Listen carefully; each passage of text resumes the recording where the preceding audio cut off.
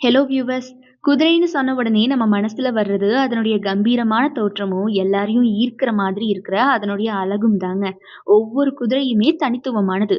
ஒவ்வொன்னுக்கும் ஒவ்வொரு விதமான வேறுபாடு இருக்கு. அதனுடைய ஸ்ட்ரென்த், அதனுடைய ஸ்டைல் அப்படின்னு இந்த மாதிரி நிறைய விதமான வேறுபாடு இருக்கு.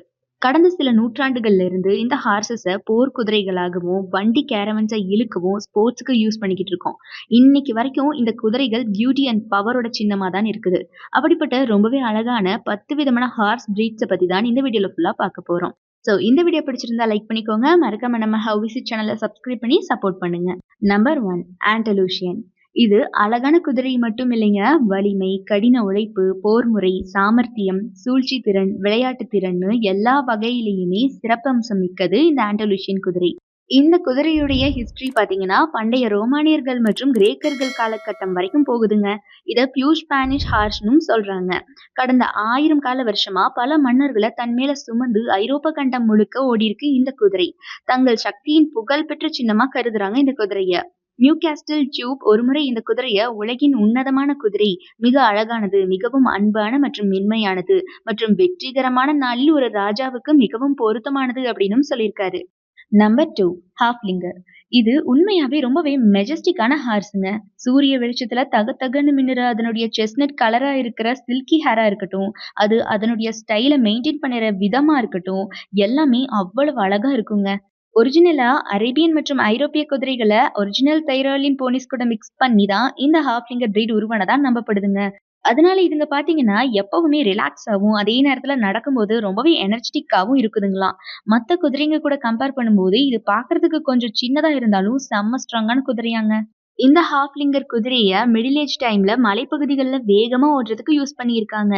அது மட்டும் இல்லாம 2 உலக போர்லயுமே இதுங்க கடுமையா உழைச்சிருக்குங்க. நம்பர் 3 மஸ்டாங்ஸ்.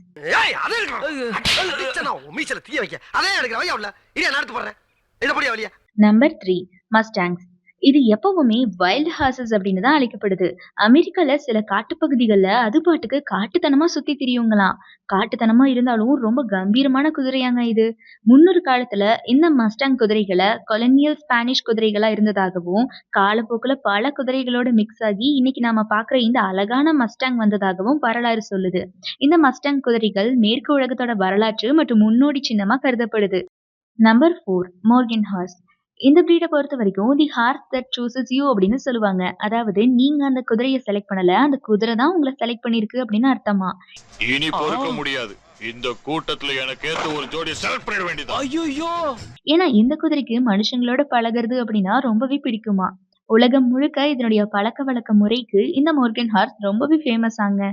அது மட்டும் இல்லாம முதலா அமெரிக்காவுல தயாரிக்கப்பட்ட ஹார்ஸ் பிரீடா இது நம்பப்படுது. இந்த குதிரை எப்படி இப்படி அழகா வந்துச்சு அப்படின்னு யாருக்குமே தெரியாதுங்க.